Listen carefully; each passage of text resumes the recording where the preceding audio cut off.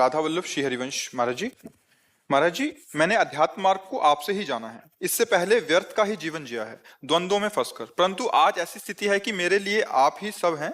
वृंदावन भी आपसे है, श्री जी भी आपसे। आपके दर्शन मात्र से और सत्संग के बाद वृंदावन में कहीं जाने का मन ही नहीं करता, कहीं दर्शन करने का इच्छा ही नहीं होती। आप हमारे लिए दिव्य और सर्वत्र। फिर भी ऐसा लगता है कि जब आप प्रत्यक्ष रूप से नहीं होंगे तब हम वृंदावन किनके दर्शन हेतु आएंगे? क्या तब भी नियमित वृंदावन आना चाहिए? उसे जैसी किसका प्रश्न है?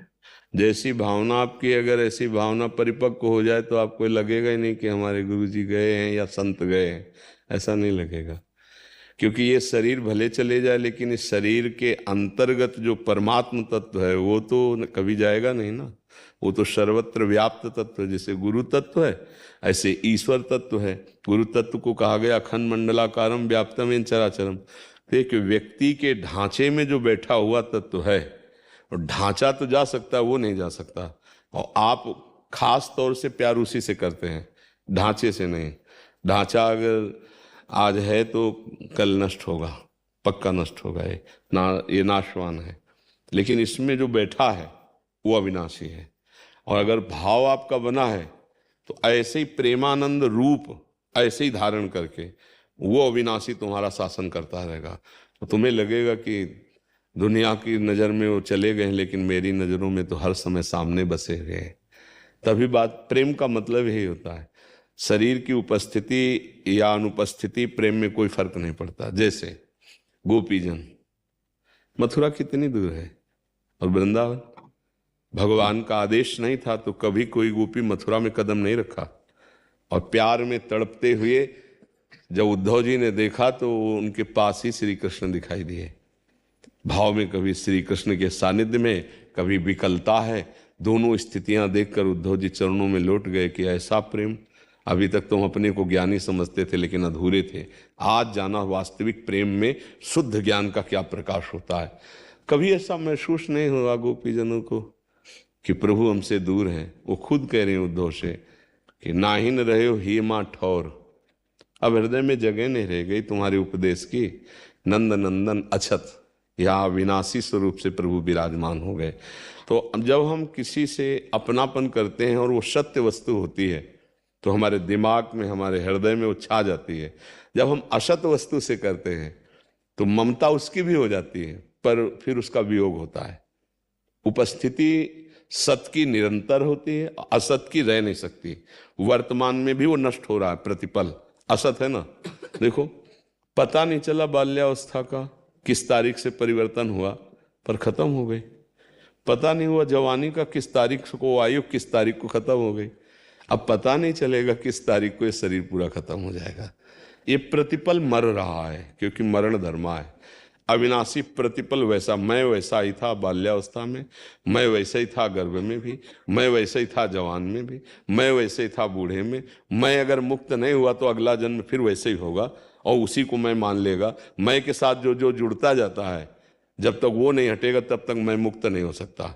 मैं स्त्री, मैं पुरुष, मैं धनवान, मैं कुलवान, मैं विद्वान, मैं के साथ जो जुड़ा प्रकृति का, वो आपको जन्म लेने के लिए विवश कर देगा। और मैं शुद्ध रह गया, वो मोक्ष को प्राप्त हो जाएगा। और मैं भगवान को समर्पित हो गया, वो प्रेम को प्राप्त हो जाएगा। अभी मैं के साथ कुछ जुड़ा रहता है। अगर हम गुरुदेव को मनुष्य मानेंगे तो बहुत घाटा हो जाएगा। अगर गुरुदेव को साक्षात परब्रह्म मानेंगे तो उनका शरीर रहे न रहे, हम कभी गुरुदेव से बिलग नहीं रह सकते। और गुरुदेव कभी मनुष्य नहीं हो सकते, मनुष्य कभी गुरुदेव नहीं हो सकता। पक्की बात मानो। गुरु ब्रह्मा गुरु विष्णु गुरुदेव महेश्वरा, गुरु साक्षात परब्रह्म तस्मै श्री गुरुवे नमः। और परब्रह्म के अनेक रूप होते हैं। वो कभी किसी रूप में प्रकाशित होकर हमें पकड़ ले, हमारे हाथ को पकड़ करके खींच ले माया से, पर हमको ऐसे ही भाव रखना है। हमारे गुरुदेव हर समय मंत्र रूप में, नाम रूप में, भाव रूप में हमारे साथ हैं।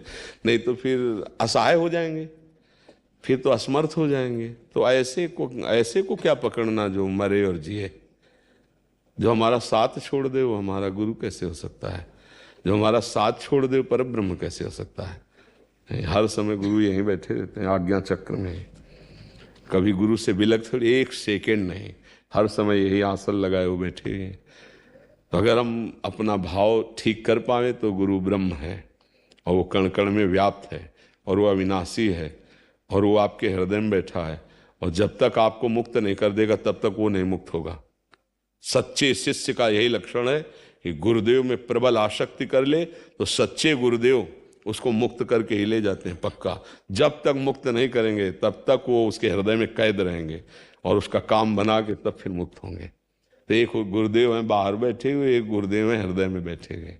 हृदय वाले गुरुदेव का विशेष परिचय बनावे तभी हम गुरुदेव रहित नहीं होंगे, गुरुदेव सहित रहेंगे। और अगर बाहर वाले गुरुदेव को केवल मानेंगे तो बाहर से तो जाएगा ये, आज नहीं तो कल जाएगा। शरीर तो नष्ट होगा ही। शरीर से प्यार नहीं, किसी के शरीर से, ना अपने ना गुरुदेव के। सच्ची बात मानना, शरीर जाएगा, ये मिट्टिया मेट होगा। ये पंचभूतों का बना हुआ है, अग्नि तत्व अग्नि तत्व में, जल तत्व जल में, वायु वायु में, पृथ्वी पृथ्वी में, आकाश आकाश में। ये कपड़ा है गुरुदेव का। हाँ, कपड़े से तात्पर्य है कि हम इसी मुख से सुन पा रहे हैं, हम इसी को देख के समझ पा रहे हैं। तो यही इसीलिए समझाया जा रहा है कि इस पे आसक्ति नहीं, उस तत्व पे आसक्ति करो तो तुम अपने को कभी असहाय नहीं देखोगे, कभी रहित नहीं देखोगे गुरुदेव से। सत्य विषय को मान लो, गुरुदेव कण कण में व्याप्त हैं और ये जो व्यक्तित्व है ये समय के लिए है। एक शरीर का व्यक्तित्व समय के सीमा में बंधा हुआ है, लेकिन जो व्यक्तित्व के अंदर महत्व है गुरुदेव वो असीम है। उसी से प्यार करना चाहिए, उसी के प्यार से हमारा जीवन मुक्त होगा। ये मशीन है बहुत, इससे ज्यादा प्यार ना तुम अपने शरीर से करो ना किसी अन्य के शरीर से करो, तत्व से करो तो जीवन मुक्त हो जाओगे। शरीरों में तो सब फंसे हैं, अपने और पराये शरीरों में सब फंसे हैं। अध्यात्म शरीरों से मुक्त करता है, शरीरों की आसक्ति नहीं पुष्ट करता है। जी। मनोज सिंह जी, राष्ट्रीय अध्यक्ष राष्ट्रीय बजरंग दल। राधे राधे महाराज जी।